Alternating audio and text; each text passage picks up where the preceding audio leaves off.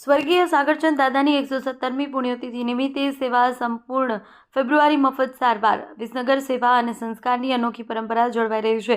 નૂતન સર્વવિદ્યાલય કેળવણી મંડળના સ્થાપક અને સામાજિક કાર્યકર સ્વર્ગીય સાગરચંદ દાદાની 117મી પુણ્યતિથિ નિમિત્તે Nutan medical college and research centre સંચાલિત નૂતન જનરલ હોસ્પિટલ ખાતે પ્રતિવર્ષની જેમ આ વર્ષે પણ સમગ્ર ફેબ્રુઆરી મહિના દરમિયાન વિશાળ મફત મેડિકલ સેવા કેમ્પનું આયોજન કરવામાં આવ્યું.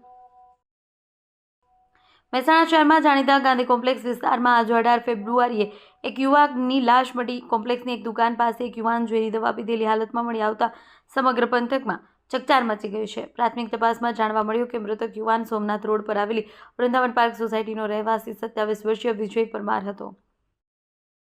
આગામી 27 ફેબ્રુઆરીના રોજ યોજાનારી મહેસાણા જિલ્લા પંચાયતની સામાન્ય સભા પૂર્વે જ વહીવટી ગતિવિધિઓ તેજ બની છે. સવાલા સીટના જિલ્લા પંચાયત સદસ્ય રાજીબેન હસમુખભાઈ ચૌધરીએ વિવિધ પડતર પ્રશ્નો અને જમીન તબદીલીના મુદ્દે જિલ્લા પંચાયત પ્રમુખ અને જિલ્લા વિકાસ અધિકારીને લેખિત રજૂઆત કરી વિગતવાર જવાબ માંગ્યો હતો. મહેસાણા પોલીસ હેડક્વાર્ટર નજીક ચામુંડા નગરમાં પીવાનું પાણી દૂષિત આવતા પાણીજન્ય રોગચાળો ફેલાયેલો છે. આ અંગે રજૂઆત મળતા મનપાનું આરોગ્ય તંત્ર દોડતું થયું છે અને ઘરે ઘરે ક્લોરિનેશન સહિતની કામગીરી શરૂ કરાઈ છે. વિસ્તારમાંથી ઝાડાના 4 દર્દી મળી આવ્યા અને હાલ સારવાર હેઠળ છે. બીજી તરફ વોટર વર્કર્સ વિભાગની ટીમ અંડરગ્રાઉન્ડ લીકેજ શોધવા 2 દિવસથી કામે લાગી હતી.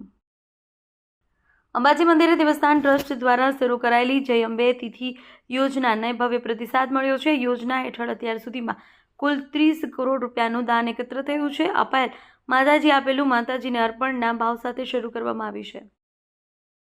વાવથી બુકણા અસારા કસ્ટમ રોડ પર લોદરાણી સુધીનું કામ છેલ્લા 7 મહિનાથી ધીમી ગતિએ ચાલી રહ્યું છે. આના કારણે રાહદારીઓ વાહન ચાલકોને ભારે મુશ્કેલીનો સામનો કરવો પડી રહ્યો છે. રોડની બાજુમાં ચાલી રહેલા કામ પર પાણીનો છંટકાવ ન થતાં ધૂળની ડમરીઓ ઉડી રહી છે. આના પરિણામે નાના વાહનો પલટી મારવાના બનાવો બની રહ્યા છે. ધૂળને કારણે દ્રશ્યતા ઓછી થતાં રાત્રિના સમયે વાહન ચલાવવું જોખમી બન્યું છે, જેનાથી અકસ્માતોનું જોખમ વધે છે. બનાસકાંઠા જિલ્લામાં 26 ફેબ્રુઆરીથી HSC અને SSC બોર્ડની પરીક્ષાઓ શરૂ થઈ રહી છે. પરીક્ષાઓનું સુચારુ અને શાંતિપૂર્ણ આયોજન માટે જિલ્લા પોલીસે વ્યાપક સુરક્ષા બંદોબસ્ત ગોઠવ્યો છે. જિલ્લામાં કુલ 212 પરીક્ષા કેન્દ્રો પર પોલીસ સુરક્ષા પૂરી પાડશે.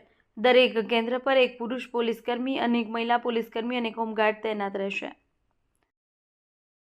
દાતાની અંબાજી વચ્ચે આવેલી દાતા સ્ટેટ સમયની 4 પ્રાચીન વાવો હાલ ખંડેર હાલતમાં છે.